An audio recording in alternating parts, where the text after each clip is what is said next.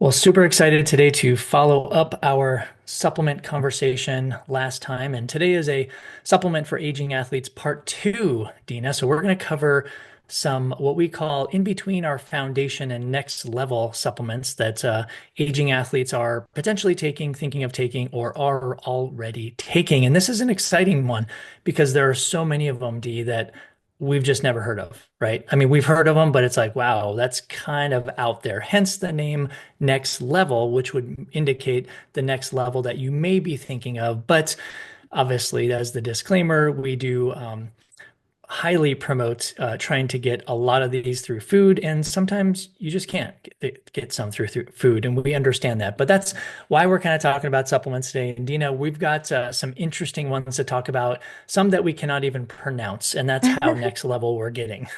Yes, so pardon in advance if I'm stumbling on the eight-syllable words.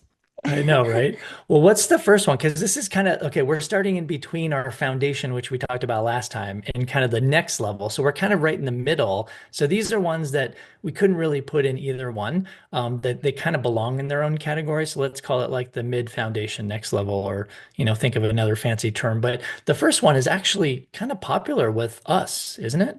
Yes, we've been talking about this one for a while, ketone esters. What do you Yeah. think of, Bob, like when you think of this specific context, aging Yeah, and the master's level? it's such a big category, right? Because there's like, oh my gosh, where do we start with ketone esters? But remember, we are specifically, just like you said, Dina, specifically talking about masters athletes, right? So there has been, as we've talked about, we've had great guests on in the podcast a long time ago, but we've talked about the cognitive benefits of ketone esters and really brain functioning. And that is probably the key thing that I would like to highlight with aging athletes is the cognitive functioning, not necessarily the performance, because I just don't feel like a lot of data is there yet, especially in Yeah. the aging athlete. But I kind of feel like you feel the same way, huh? Yeah, I think of cognition absolutely as a potential benefit for this audience or this subset of Yeah. athletes. Yeah. Hmm. I mean, and if you've ever tried, we both have tried it, and it's like, I mean, it probably, some of it, and I know they're getting better, but some of it probably tastes like rocket fuel, like jet fuel, right? But it kind of feels like that cognitively when you take it, you're like, oh my gosh, I feel so clear. And like it makes sense from a science perspective. But yeah, this one, actually ketone esters do get my green light.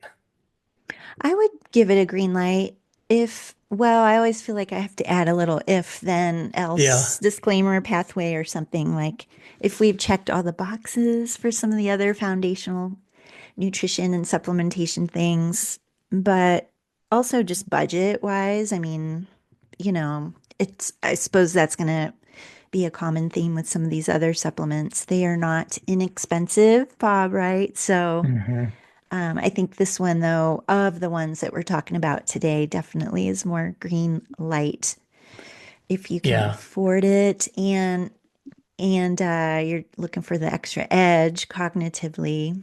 We won't pick apart ketone esters because we have done this on previous podcasts. So, Hmm. listeners, you can go to our insidesportnutrition.com website and check out all of our past shows and all the show notes and stuff. So you can find those. But no, I feel like these days, and just in regarding costing, a lot of these companies are actually we're seeing a movement in ketone esters, right? So we're seeing a movement Yeah. where the cost is actually starting to be, reduced a little bit, which is great. I think as supplements, if someone's thinking about taking a supplement, they're going to take a supplement. If they deem it necessary and it's good for them and all that stuff, yes, financially is a hurdle, but I feel like a lot of these supplements are kind of in the same category of the kind of the same range. I mean, there are some of them which we'll talk about, like the next level ones, which you're like, oh my God, would anybody spend that much money per month on this? But Yeah. I just kind of feel long-winded answer or way of saying I feel like ketone ester, the price is starting to come down, which is exciting. There's more companies out there, and they're kind of figuring out the manufacturing a little bit more, which is pretty cool. We should do a update on the ketones this year, Bob, just because I still think it overall, though, it is a get what you pay for Hmm. situation. But I agree. I do think the technology and manufacturing and everything processes have been improving. So Yep. that's good. But I feel like there's So yeah, there's some newer companies on the market, and just taking a fresh look at that would be helpful. Yeah, absolutely. Yeah. Second one is called quercetin. I'm sure some people have heard of this. It's actually pretty common. It's an antioxidant. We know this, and you can get it through food. Yes. So actually, let me just back up. A lot of these we're going to be talking about, you can actually get through food, which is super cool, right? But the reason why some people turn or try to supplement with these is because they're not eating a lot of these foods, or like in the case of, we like beetroot powder, right? I think we talked about that at one time. It's pretty hard to eat that many beets to get the recommended dosage for improving the physiological functioning. So we get that, right? But quercetin Yeah. specifically, so it's an antioxidant and specific to like aging and aging athletes, like there's actually a little bit of data, and maybe a little bit more than a little bit, that suggests that it helps mitochondrial functioning, helps or inflammation, it helps cellular senescence. So it's really, we're talking about cellular adaptations here and at the mitochondrial level. So I actually know a lot of aging athletes who take quercetin as kind of almost in that multivitamin category of, I just want to improve some things in my body. But this one specifically is targeting cellular functioning and specifically at the mitochondrial level. And I think that it's also involved in when you look at like estrogen detoxification pathways, Hmm. there's some impact there on like there's different kinds of estrogens that get the different forms. And so I think quercetin can help like inhibit the formation of the more inflammatory Hmm. estrogen. So that is one other impact for our masters female athletes, the impact of quercetin.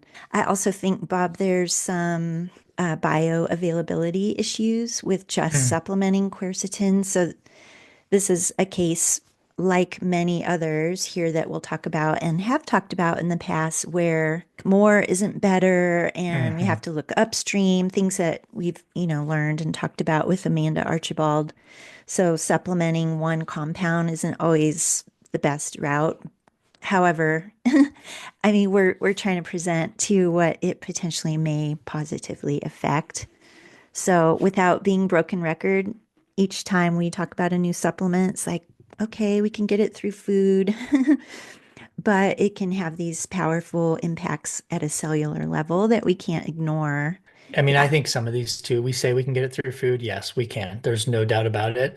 Hmm. But in real life, do people really? You know what I mean? That's the question I have as a dietitian. I'm like, but do you really eat these enough of these foods? Or because I see that all the time with athletes. They're like, oh yeah, I don't eat broccoli. I don't eat this. I don't eat that. I'm like, oh, and it's not the reason to choose a supplement, but I think we need to do a deep dive into maybe we restructure your daily nutrition first before we move on to the supplements. That's kind of what Yeah. I like to do in my, my optimal nutrition system is like we don't talk about supplements until we talk about food and nutrient timing. But to that point, yes, we are going to sound like a broken record. We're like, oh yeah, you can get that through Yeah. food, right? One of Oh, the quercetin foods I didn't realize capers are one of the hmm, best sources of quercetin. interesting. I know. And so Yeah, that's different than like your standard, you hear about apples and onions right. and a couple other fruits and things. So capers is like, oh yeah, that's something you could add when you think on the nutrigenomic side, like using food as your tool to Yeah, provide this compound. Like, oh for yeah, sure. I forget about capers, Bob. I know everyone's going to start Googling how to use capers now. Some people are going to Google what are capers, but yes. Yes. Okay, next one is curcumin. This is a super, super popular one, and it's usually taken in supplemental form because of its anti-inflammatory effects. I have a lot of athletes taking that. Of course, I always first recommend using the spice turmeric, of which curcumin is the bioactive compound in turmeric. But again, just real life, how many people are going to use that much turmeric, right? And it's just, so I get it. I get using this supplement. It is an anti-inflammatory. There is good research actually to support curcumin for sure. So I think this one's a very positive one. I don't think everyone needs to take it, but I think in certain cases, this could really help some athletes, especially in the aging category as we're speaking of.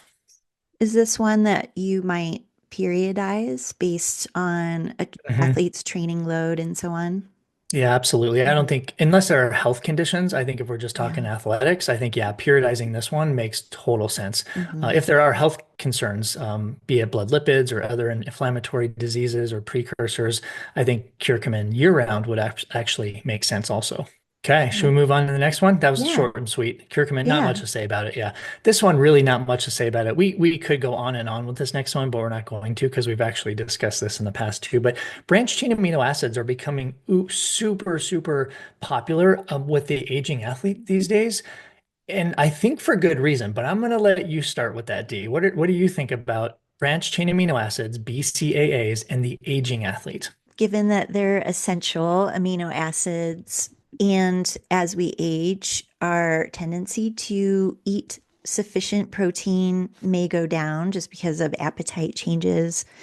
And knowing that our protein needs go up as we age, if we're not able to eat sufficient protein for one reason or another, I think this could be a use case for bringing in whether or not it's the essential amino acids that contain the branch chain or doing some branch chain targeted maybe during exercise or in and around that could be helpful, maybe just to meet again, some of those basic essential needs. That's kind of what I would say. First of all, I don't know if you want to add on to that or give some other information regarding the aging athlete specifically. Yeah, I think branch chains make much more sense for the aging athlete than I shouldn't say the aging athlete because we're all aging.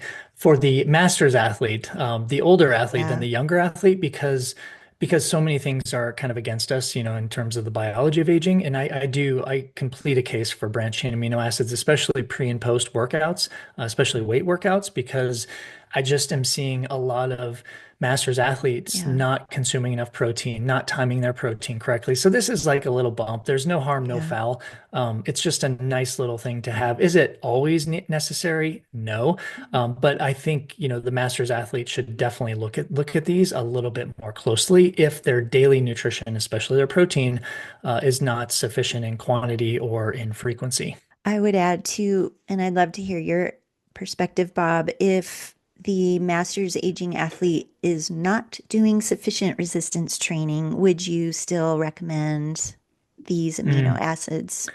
I think I would have the discussion of why are they not doing resistance training first. I mean, listen, it only takes 3 times a week and do some body weight stuff. Like seriously, you do not need to go to a gym. You don't, I'm like, it's great if you can, but like you don't need to. So I Yeah, would actually try to pursue the let's get started with some type of body weight exercise. And yeah, then kind of the branch chains are built into that conversation, right? But the easy answer to your question is D is no, I yeah. don't think branch chains are necessary if you're not adding any type of strength training exercises. Right. All All right. right. I'm going to So let you pronounce the next one because here are we you sure go you don't want to with do this I'm just going one? to fumble and have to spell it out, and then everyone hangs up on me. Listeners, we were practicing this before we got on. I can't even We were like, remember. what is this again? How do you? So excuse us if we're not getting this right, but glucoraphanin. Okay. And let me Ooh, spell yeah, that for everybody. that rolled. Gluco, Raphanin, glucoraphanin. Okay. All right. So hopefully you got that right. But regardless, so this is an interesting one. I'm seeing this in supplemental form, which is kind of puzzling to me because it's actually quite prominent in cruciferous vegetables, right? And listen, I get it. If you don't like cruciferous vegetables, I get it. I'm right there with you, right? But I think we need to talk about maybe eating your cruciferous vegetables a little bit more because this specific compound from plants, obviously, has some amazing potential benefits in the master's athlete. I mean, we're talking reduce oxidation, reduce inflammation, helps with cellular senescence. Again, I mentioned that earlier, protecting DNA from damage. So I tell you what, I mean, I'm gonna let you speak about this too, D. I'm not a big fan of taking this in supplemental form, but I am a huge fan in trying to get people, masters athletes, to eat more cruciferous vegetables, in addition to some liver detoxifying effects from these kind of things. So it's just like it's amazing what this compound can actually do in your body. But going on record, I really feel strongly about not necessarily supplementing with it, but getting it through food. Yeah. So I may have taken everything you were going to say, but No, what?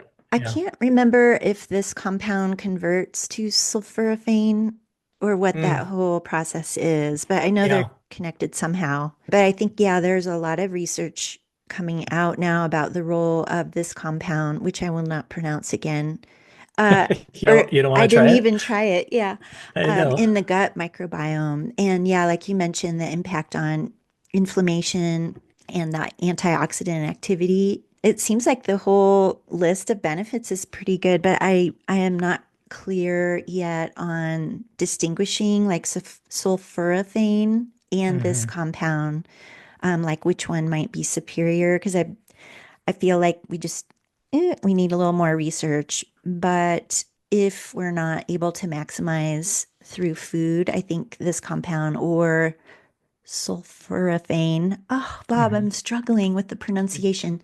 No, you But had that one fine. I feel like this is one though I wouldn't supplement haphazardly because I think there can be some negative impacts. Again, like the dose impact. I don't know how to say it more eloquently than the dose makes the poison, but it's Yeah. not to say that exactly. It's just that like if you we haven't shown that your gut microbiome is in a state of dysbiosis, we may not want to go this route right away. Yeah. So I think that was all I was going to add Okay. to what you had So already mentioned. yeah. So next one is alpha lipoic acid. This is another popular one I'm seeing pop up with masters athletes and aging in general. So Hmm. this is again, I mean, there's kind of a, kind of a theme here, right? Yeah, Antioxidants, anti-inflammatories, right? And that's kind of what we're talking about when we get older, right? We're trying to yeah. reduce oxidation and inflammation. So alpha lipoic acid is an antioxidant, so it can help with a lot of the things that I've been actually talking about. So cellular senescence, autophagy, which is kind of the recycling of the cells, can also help. I mean, it being an antioxidant, it can help with antioxidant um, proper or antioxidant, what am I trying to say here? Pathways in the Hmm. body. And specifically, I've heard of it kind of helping with the vitamin E pathway specifically. So, looking at the antioxidants there, it's not it's not one that I've seen as super popular, but it's definitely coming up on the radar from what I've been seeing.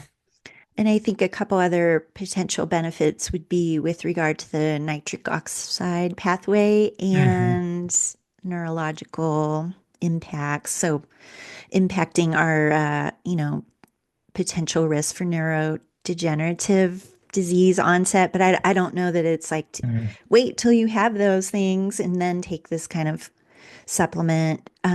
So I think, yeah, more just thinking, as you mentioned, Bob, just these themes like, oh, yeah, antioxidant, anti inflammatory, helping at potentially then with mitochondrial function and so on. Yeah. But I think, yeah, this is one where we need more human research, not just some of the animal studies. For sure. Next one is kind of it's kind of popular in the circle of like weight loss and fat loss, but acetyl L-carnitine. Hmm. So we may have heard of this one before because the whole carnitine and we've kind of carnitine and the whole quote unquote fat burning is kind of popular. It always has been popular, but it is kind of popular these days again.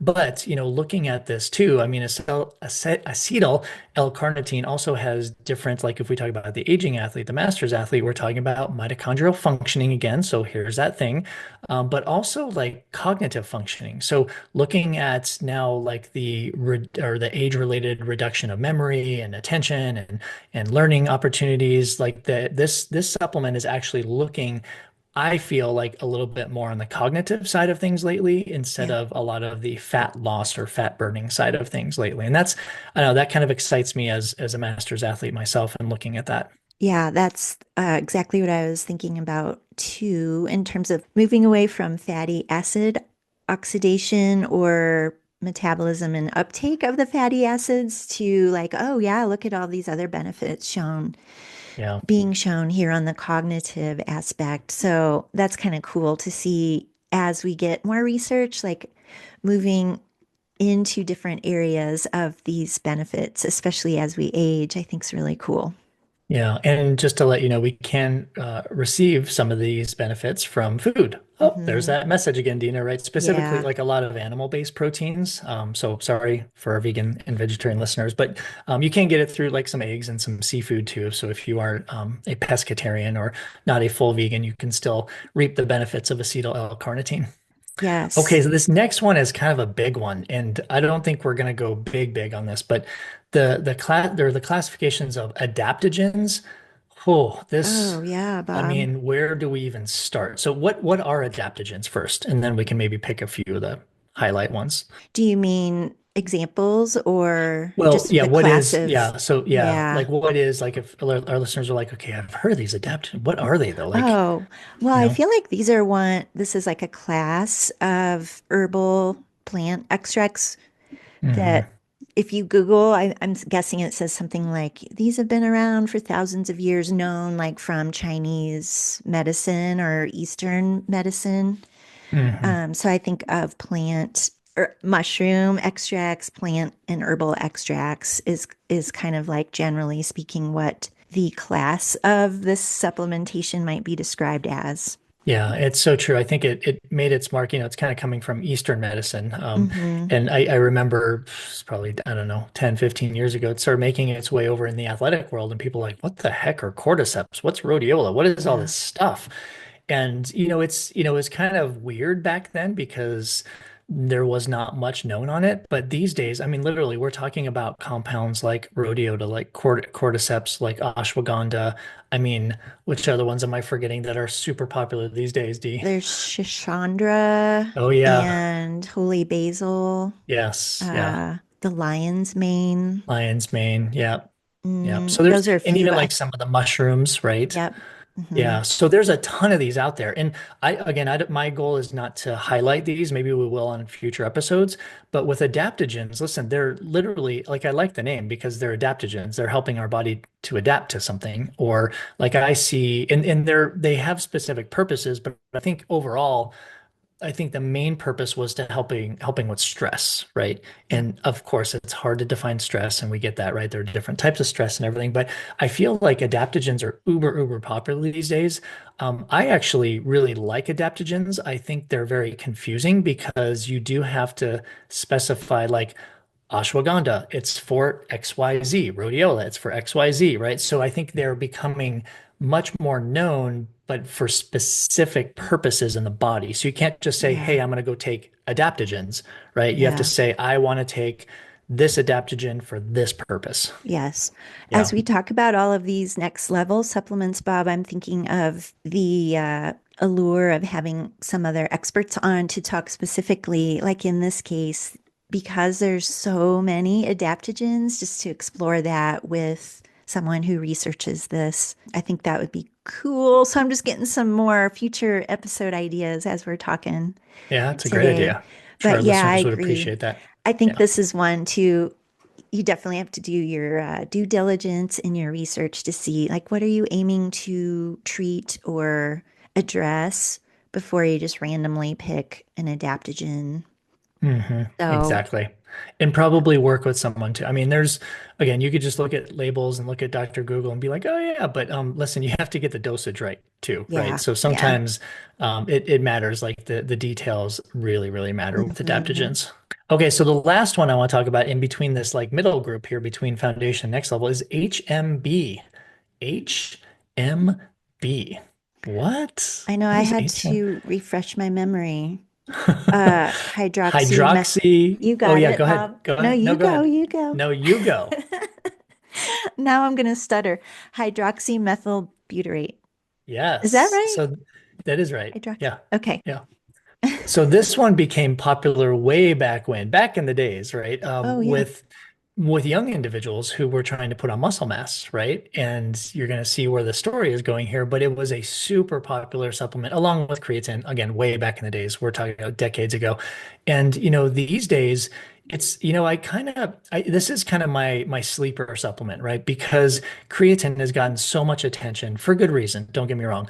But HMB, I feel like absolutely should be up there. It actually may even for me move into the foundation level, but I'm not exactly sure yet how I feel about that. But anyway, like HMB and creatine, a lot of people say, oh, well, if I take creatine, I don't need to take HMB. Well, that may be true, but just remember, like creatine has so many different purposes these days, as we're seeing, from cognitive health to brain functioning, which is probably the same, muscle functioning and age. I mean, you name it, Yeah. right? We're going to do updates on that on a future episode. But I just want to highlight like HMB helps like inhibit muscle protein breakdown, right? Yeah. So when we're talking about muscle specific now, it helps integrate or it helps really counteract that muscle protein breakdown, helps with muscle protein synthesis. So this is one that I actually put on my favorite list quite a bit. This is a green light for me, like total green light. Okay. I was going to say that color between green and yellow is kind of where I am. Yeah, because Yeah. it's definitely like, oh, a smidge more research would be helpful, like clinical trials or whatever. But yeah, there is more quality research in this supplement, and I think it is one. Gosh, I'm even seeing it in a number of sport nutrition, like recovery Hmm. products, and I think even some pre-workouts. Yeah. There's a whole bunch of products that have HMB, but I Yeah. think the dose is one, like we're not quite sure how much, Yeah. right? Yeah. So, And but then the yeah. reason why I think it's seeing a comeback is because there's so much more connection and real emphasis on the masters athlete these days, like the whole aging Hmm. continuum, longevity and athletics. So I think that's why HMB is making its comeback, so to Yeah. speak. Yep. Yeah. All right. Okay, so for these next ones, these are our next level. So let me just qualify that. Next level are ones that you may have not heard of, um, and that's okay. These are next level in terms of, I just want to kind of set this off. From what I've seen and from what I've researched, there's not a ton of supportive research. Like there's a lot of research on creatine. There's actually a lot of research on HMB, right? There's a lot of research on some of these things. These next level, in my personal and professional opinion, require more research. Now, again, everyone's a big boy and big girl here these days. So you can make up your own mind if you're going to take it. But I just wanted to qualify that because most of these do not have enough research for me to say, oh, yeah, green light, green light, green light, green light. You want to start out with the first one? Because it's actually, I don't even know if this should be a next level, but let's just put it there just Well, because. yeah, that the outline put together here, Bob, you have nitric oxide listed. And Hmm. so we just want to clarify, like, this isn't nitrates, right? Right. This is actually the end product of that Yes. whole thing that we've talked about in a previous episode or two. So yeah, nitric oxide specifically, it sounds kind of scary, like a It does. gas, right? Or like some, I don't know, I'm thinking of fumes and like a smoky Yeah. room, this nitric Or oxide. car racing. Yeah. Do you have some comments on like why do the end product versus nitrates? Yeah, I think it's just to get to the end goal faster, to be honest with you. I mean, I feel like there's much, again, this is just me. I feel like there's much more benefit in the nitrates through food specifically, Yeah, because you get so many other benefits and the exactly. micronutrients and like, right, and triggering different genetic pathways, like everything, where I feel like you just kind of skip a few steps with just taking a NO or nitric oxide Yeah, supplement. I'm not saying anything bad about it, but I just think that there is probably there's more of a time and a place for an nitric oxide supplement than a nitrate, right? So I think there's totally always agree. time and place for nitrates. Yeah, agreed. Yeah. Okay, so that one's easy. The next one is called Ficitin. So Ficitin, interestingly, this is how I always remember it for some reason. Ficitin is actually a compound that is found in a lot of foods. And one of them, this is why I remember, and I don't know why, it's found in strawberries. And I don't know why I always, kind of link those two. But Ficitin is interesting because it's in fruits and vegetables. It's what's called a senolytic compound, so it clears out senescent cells. So if you've not heard of senescence before, senescent cells, these are like zombie cells. Like they create cellular destruction in your body because they're zombies. Like think of zombies. Like if you ever watch the movie Zombies, they just keep come like they don't die, right? They just keep just terrorizing things and just pissing people off and pissing things off. So Ficitin is actually a senolytic compound that can help clear out these quote unquote zombie cells. So I can tell you how I feel about the supplement, but knowing that it's in a lot of fruits and veggies, I think everyone's going to guess what our recommendations are here, D. Yeah. Yes, through food, eat the strawberries. Also, I feel like I am the mother hen saying, like, we don't have enough quality human research. I think this is one, there's a few human studies, Hmm. kind of, but I think they're in vitro or there are a couple other animal studies. So, yeah, Yeah. I'd vote for the strawberry, just like when we were talking about the nitrates, Yeah. eat the beets or other nitrate food. And listen, I feel like with this one, if you're going to spend your money on a ficitin supplement, would you just please take that money and just buy more fruits and veggies? Like seriously, let's Yeah, I just might call it good, right? vote for Yeah. that at this Yeah. point. Okay. Yeah. That's kind of where we're at. Okay. The next one is super controversial right now. I'll give my feedback, you can give your feedback. So we're going to talk about NMN or also NR. So let me pronounce these. You may have heard these in terms of longevity, especially if you've been watching some documentaries lately or you just kind of listening to media, but NMN is nicotinamide mononucleotide, and then NR is nicotinamide riboside. Now, I am not going to get into the biochemistry at all because I am not the person to ask about that. But NMN supposedly is better, air quotes, better than NR because it does something to the body. Again, do not quote me on this. It's skipping a step or it's more efficient, right? Anyway, that said, these supplements are, I can't even tell you, Dina, extremely popular with masters athletes and just anyone who's trying to extend their health span. I know how I feel about it. Do you want to say anything before I give the listeners how I feel about it, or No, you want me to go you first? can Okay. continue. Yeah. So I've looked into this a lot in the past couple of years, and about 2 years ago, the research was still in the phase of where I would say, "Wow, we still need a lot of research, like just to even base a conclusion." It's there's more research from the past 2 years, but still, for my liking, not enough conclusive evidence to say, let's use these supplements. I believe at some point, maybe in our lifetime, Dina, the researchers will figure out this supplement. But I think right now it's literally, I don't think there's harm or foul in taking it, but these supplements are super expensive. Like a word, like you Yeah. mentioned the expensiveness, the cost earlier. Yeah. These are probably the most expensive that we're all talking about here. So Yeah. I'm not comfortable recommending this one yet. And if you were to ask me, listen, if you were given a year free supply of this, would you take it? I probably would say no, because I just am not comfortable with where the research is in proving any benefits yet in Well, humans. and what is the reason to take this supplement? Did you mention that? I don't know if you Well, yeah, mentioned so specifically. no, no, no. So this acts on, if quote me if I'm wrong, but this acts on the mitochondria. So we're talking about, again, the cellular processes with aging, right? So as we age, we actually reduce our NR, NMN, right? That's just another factor of the biology of aging. So this is another reason. And it's linked to a lot of the aging processes, kind of getting away from the masters athletes, but a lot of more longevity. And what's that guy's name? Yeah. David Sinclair, I feel like he really brought it out a couple years ago because he Yeah. had a podcast or something like that and started making supplements, all these things. So, I mean, you can look up that name, listeners, but I don't, I see the benefits in the biochemistry of it, Yeah. but I don't think we're there with actually knowing the dosage, the time, like everything regarding a supplement yet. I feel Yeah. like, but I do feel like, because I feel like research is really working on this one. I feel like we'll have maybe some more answers in the next couple of years. But right now, I'm just like, I'm still waiting on the sidelines with this one. I feel like too some of these supplements, Bob, and this one in particular, is like looking at the pathway, the mechanism, but how do you really truly extrapolate that to this translates to longer health span?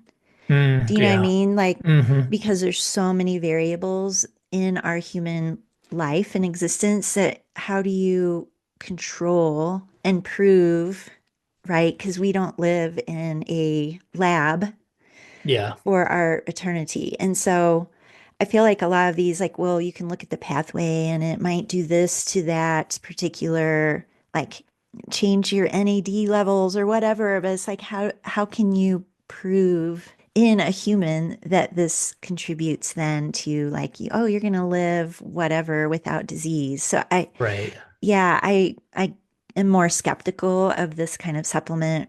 For a while, I will remain skeptical. Yeah, yeah, yeah. And I think it's with good reason. I think we should remain skeptical on this one for Yeah. sure. Yeah, Yeah. yeah. But I do think we keep it on the radar. Like this is one that fascinates me because if they ever get it, it's going to be a Yeah. like a wow one, right? Okay. Hmm. Yeah. Okay, the next one is called taro stillbean. What? I don't know what So you just said. this is an interesting. It almost like I look at that word. It's Yeah. Pterostilbene. Taro stillbean. So it almost reminds me of pterodactyl. Like I don't know why I I think of know. pterodactyl when I look at that. Exactly. Anyway, that said, here's the interesting thing. Back to the whole. Wow, yes, we are dietitians. It's a polyphenol. It's in food. It's amazing. It's in fruits. It's in vegetable. It's in all these things. And now, of course, we have a supplement with it, right? But the whole point of taro stillbean is that if you think of polyphenols in plant foods, fruits and vegetables and whatnot, so these compounds help reduce oxidative stress. They help with inflammation. They help DNA repair. Like the thing, kind of again, sounding like a broken record here, right? But I mean, I'm actually I've seen some data with Taro still being like looking at cognitive decline, so that kind of gets my attention with the masters athlete. But right now, I mean, I honestly do not know why we would supplement this when we have such abundant sources in food. And that's again what I like to Yeah. think about. Like if there's only like one food, okay, I get that. But like we can find this in Hmm. abundance of foods. This is reminding me of the importance of doing the genomic testing that we've talked Mm, about together and with Amanda, because if we find through your profile that you have a an indication for a higher state of inflammation or oxidative stress through your gene testing, remember hmm. our genes don't dictate or predict, but they inform. And so I think having that data then may help us like, oh yeah, we do need to try and eat more of these XYZ foods. Or it is an indication maybe to do this targeted supplementation. So maybe we kind of hinted at that earlier, but I just thought it'd be helpful to state that since a lot of these do have that anti-inflammatory, antioxidant property. But Hmm. if you don't know if you are more at risk for being inflamed, so to speak, or whatever, other than just knowing our aging process itself brings that upon our, state. Um, I think that complementary information can be helpful to make some of these decisions. Yeah, so I think what I'm hearing you say, Dee, is that we should probably have some testing done before we recommend some of the, or even look at some of these supplements. And it's absolutely true. And then we've said that before, like with actually quite a few supplements, you should have some type of testing done first to determine if Yeah. one, you require it, and two, Mm-hmm. just what's going on in the body. Like there's so many intricate processes that maybe a supplement helps, maybe it doesn't help. But I Yeah. feel like you need to know what, instead of just popping pills just to pop pills, right? Yeah. You probably should have a more educated way of deciding which supplements you take. Mm-hmm. Okay, so to wrap this up, this last one is called urolithin A. Let me just say that one more time. Urolithin A. And right about now, our listeners are like, what is that? It's actually interesting because you can take this as a supplement, but backstory, it's a compound that's actually produced in your gut via bacteria, right? So this is interesting. Like if we think about like we've talked so much and I do so much work with gut health, like eat your prebiotics, eat your probiotics. Those will turn into postbiotics, of which you are actually making urolithin A from those. And why, like, what's the why, right? So here we're looking at these effects from urolithin A can really help with this process that I mentioned earlier called mitophagy. So mitophagy is kind of the autophagy is a little bit different than mitophagy. So mitophagy is kind of the recycling, if you will, or vacuuming, if you will, of the mitochondria. So it kind of keeps the mitochondria healthier by getting out the dust and the dirt and everything. So this one specifically targets the mitochondria by cleaning up the mitochondria. But like I'm looking at this DM like, okay, I see the reason for a supplement. I get that, but shouldn't we be focusing on gut health first for Mm, many different reasons, right? And yeah. again, I'm not poo-pooing taking this supplement, but I'm saying we might want to focus on the pre and probiotics first, and even Yeah. discussing a probiotic supplement if you're going down that road before we look into your lithin A, because this one isn't just like the magic bullet, right? I mean, it's not Yeah. going to help if you're not eating, I all the great agree. foods. I Yeah. agree. Kind of targeting what we can from that root foundation before maybe throwing on the supplement. However, I think it is one of those kind of like the NMN thing that it's like it is so hot right now or becoming more Hmm. hot in the I almost said biohacking space, but like anything and everything for Yeah. muscle and immunity and longevity and so on. But yeah, trying to make sure our gut health is in a good state would be the case for everyone in any situation. But I think this is one, Bob, that is coming more on my radar as like keeping Hmm. an eye on the research and the impact it may Yeah. have as we age. For sure. So, listeners, what you've gotten out of us on this part two is we actually threw a few green lights that we would actually, promote the use of some of these. And then what you heard a lot of was well, this is the role that these supplements can play with the masters athlete, the aging athlete, but we're not exactly quite sure if the research is actually there just yet to fully promote the use of these supplements. Now, of course, we probably will not fully support any supplement without first, having you get yourself tested and working with a sport dietitian and looking at things first, like your nutrition and your behavior and your lifestyle. That just all makes sense first. So please, I know how confusing it is. Like you listen to other podcasts and, they're trying to sell you supplements and all this stuff. And you're like, oh my God, that sounds like the best thing in the whole world. We're not trying to Yeah. sell you anything, right? We're just kind of giving you the information. So hopefully now you can become a little bit more, or you are more educated in that process. But I think what it comes down to, D, is like we want our listeners to go get tested for like to understand their body better first, and then start filling in the gaps versus the, kind of plugging holes in the bucket without knowing what's in the bucket or if the bucket can even hold water or whatever it is, right? Yeah, and definitely thinking of these compounds and just how some of our specific foods are higher or lower in some of these polyphenols and so on. And so this is like woo, nitty-gritty, Bob. Like you may eat some fruit and veg. Do you need to eat more or do you need to be Hmm. more specific with your choices to target whatever it Yeah. is we're looking at? It's a good point. And, I think we answer those questions quite a bit when we work with athletes because we do that full analysis and we're like, okay, yeah, this makes sense. Like maybe when you eat strawberries, don't eat just three. Like, you know what I Mm, mean? Like maybe yeah. we can really, really amp that up a little bit. But here's what I'd like our listeners to do, D. Head on over to our Patreon account, patreon.com/ISN podcast. And let's have a discussion about the supplements you currently take and maybe the ones you're thinking about taking, or maybe just, you've listened to this podcast and you're like, wow, now I'm completely confused. Let's have a conversation Yeah. about that. So Dina and I would love to converse with you on our Patreon account. Listen, you can sign up as a free member. You can sign up as a paid member. That actually helps our podcast out, supports us continuing what we're doing because, as we all know, we are a non-sponsor podcast. So we're not accepting money from anybody except our wonderful listeners who will kind of help in this process because we're all in this together. Are we not, Dina? I know. Supplements Yeah, or not, we are all together. that's right. That's right.